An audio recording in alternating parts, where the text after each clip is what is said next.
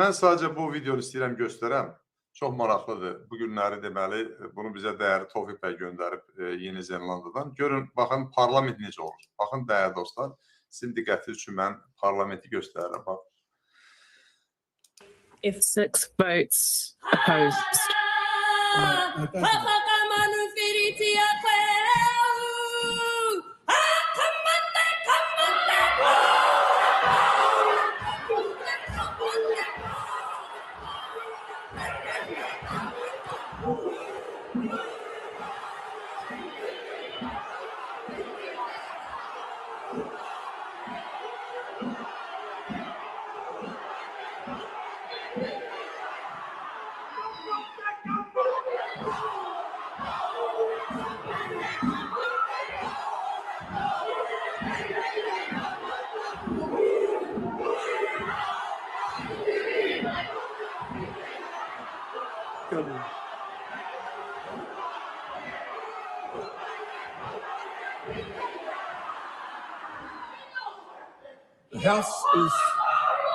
The House is suspended until the ringing of the bells.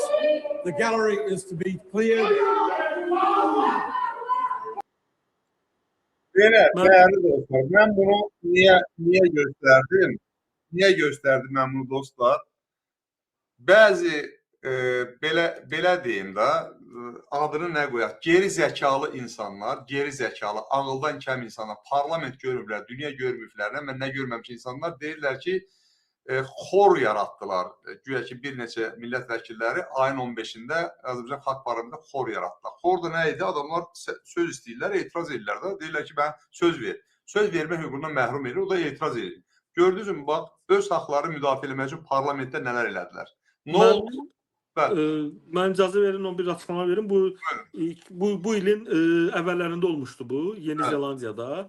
Həmin o 4 ya 5 millət vəkili, onlar yerli aborigenlərdir, maurilərdir. Deməli, qanun layihəsi qəbul edilmişdi parlament tərəfindən, hansı ki, azlıqların hüquqlarını məhdudlaşdırırdı.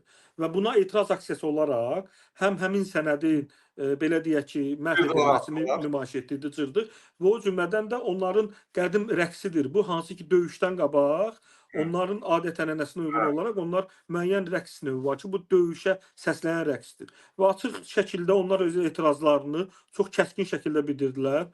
Hansı ki, heç bir məhdudiyyət də yox idi həmin onlar öz etirazlarını bildirmələrinə. Etirazını bildirib iclaslarında tərk elədilər. Və sizə o nəzərdə də çatdırım ki, həmin qanun sonra yüngülləşdirildi, geri oxundu. Yəni, insanlar öz hüquqlarını belə müdafiə etməlidirlər. Orada əgər bu günləri yaşayan maurilərin sayı şərti olaraq 150-170 mindirsə, yəni 5 nəfər görün onların hüquqlarını hansı səviyyədə necə müdafiə etdilər.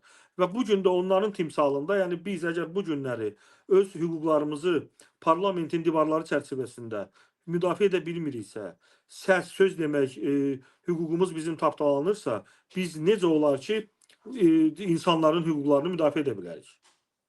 Bəli. Təşəkkür ederim Emil bəy. Çox sağ olun, mən sizə təşəkkür edirəm, dəvətə görə minnətdaram. Sağ olun.